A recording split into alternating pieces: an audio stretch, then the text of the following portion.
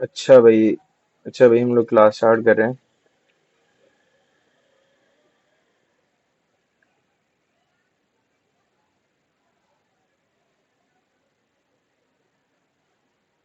भाई ऐसी बातें नहीं करते, अभी स्क्रीन रिकॉर्ड पे लगी हुई है, अभी नहीं करो बाद में।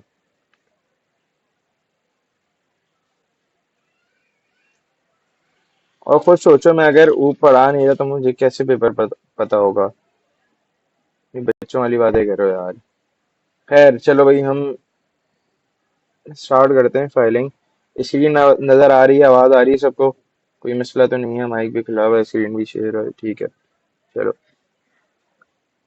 अच्छा, देखो फाइलिंग क्या होती है। फाइलिंग बेसिकली होती है किसी भी चीज को प्रोग्रामिंग के थ्रू फाइल्स, किसी भी किस्म की फाइल, वर्ड फाइल हो सकती है, टीएक्सटी हो सकती है, एक्सेल हो सकती है, पीडीएफ हो सकती है, वॉटेवर कुछ भी हो, के थ्रू इस फाइल में, इन फाइल्स के अंदर स्टोर करना। ठीक है। अच्छा, किसी भी चीज की जगह लिख लो इंफॉर्मेशन या डाटा। ठीक है, कोई भी डाटा हो सकता है, कोई भी इंफॉर्मेशन हो सकती है, कुछ भी हो सकता है। ठीक है। इसको हम फाइलिंग कहते हैं। अभी हम सी प्लस प्लस पढ़ रहे हैं तो हम सी प्लस प्लस की फाइलिंग करेंगे ऑफ कोर्स। तो हम इंक्लूड करा लेते हैं आई स्ट्रीम।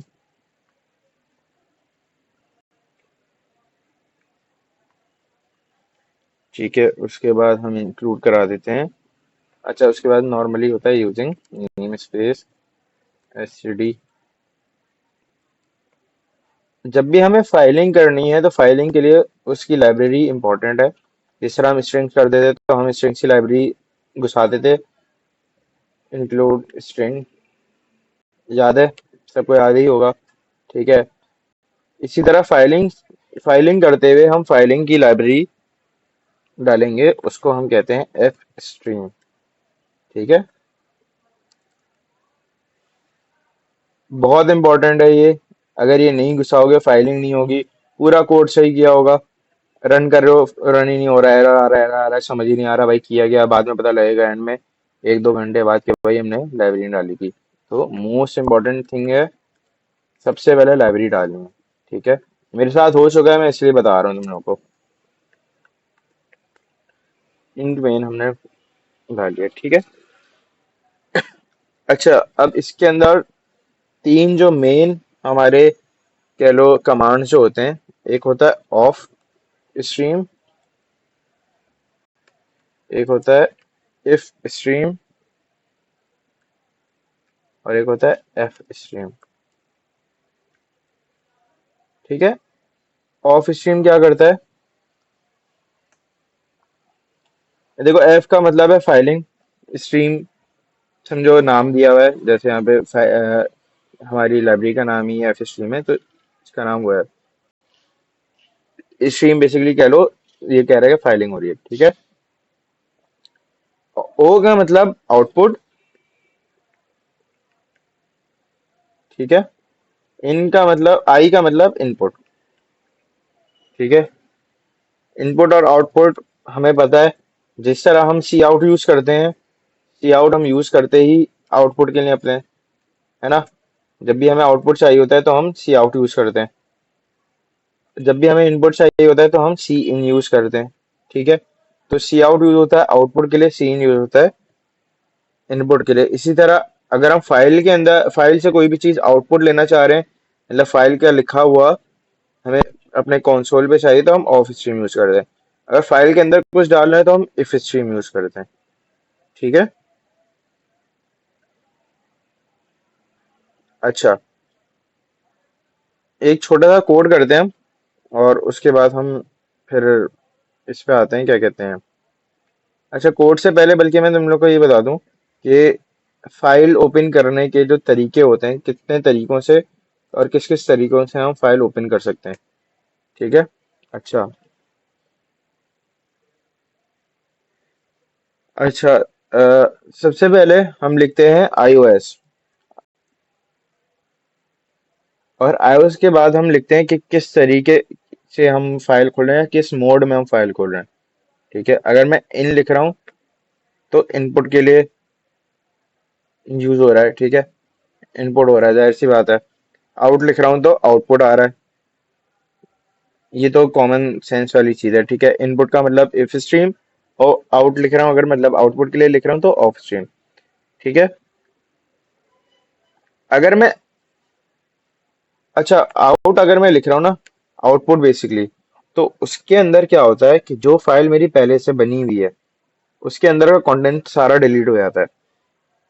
ठीक है, एक फाइल अगर पहले से बनी है मैं उसको फिर से खोल रहा हूँ तो उसके अंदर का सारी चीजें डिलीट हो जाती हैं, और सब कुछ नया, अगर जो भी चीज सेव करानी होगी वो पूरा फिर से सेव होगा। तो इसकी जगह हम इस चीज से बचने के लिए हम यूज करते हैं ऐप, अपेंड कहते हैं इसको। ठीक है, अपेंड मोड में हम खोलते हैं इसको, और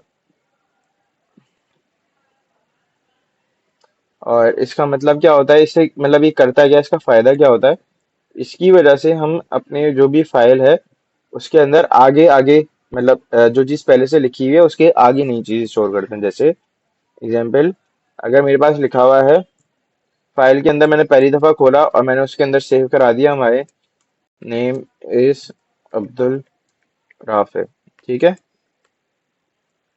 जब दूसरी दफा खोलूंगा अपेंड मोड में तो फिर उसके आगे से जो भी चीज मैं सेव करा रहा हूँ उसके आगे से सेव होना शुरू हो जाएगी। ठीक है, कुछ भी लिख दो, आई एम 26 ईयर ओल्ड। ठीक है,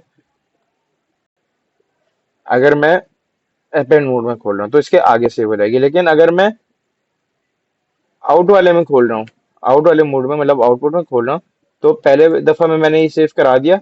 अब दूसरी दफा जब मैं लिख रहा हूँ आई एम 26 ईयर ओल्ड, तो वो कहाँ सेव होगा, तो इसके आगे सेव नहीं होगा, वो इसकी जगह पे सेव होगा। ठीक है, ये पुराना वाला मिट जाएगा और उसकी जगह पे सेव होगा। ठीक है, ये तीन मोड्स हमने पढ़े, यही होते हैं मोस्टली इंपॉर्टेंट जो मोड्स होते हैं। बाकी अच्छा, एक होता है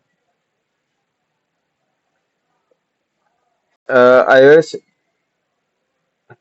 ATE, एट द एंड। ठीक है, या एट एंड कह लो, एट द एंड कह लो।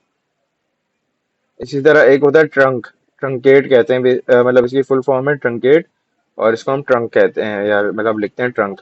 इसमें क्या होता है कि कंटेंट, जो अंदर का कंटेंट है वो सारा डिलीट हो जाता है। ये और आउट सेम है। ठीक है, अगर मैं ट्रंक लिखूं या आउट लिखूं एक ही बात है, काम एक ही हो रहा है। और आखिरी जो है वो है बाइनरी, मतलब हम बाइनरी मोड में भी खोल सकते हैं। ठीक है, बट खैर वो हम करते ही नहीं है सच, क्योंकि कोई काम ही नहीं है हमारा,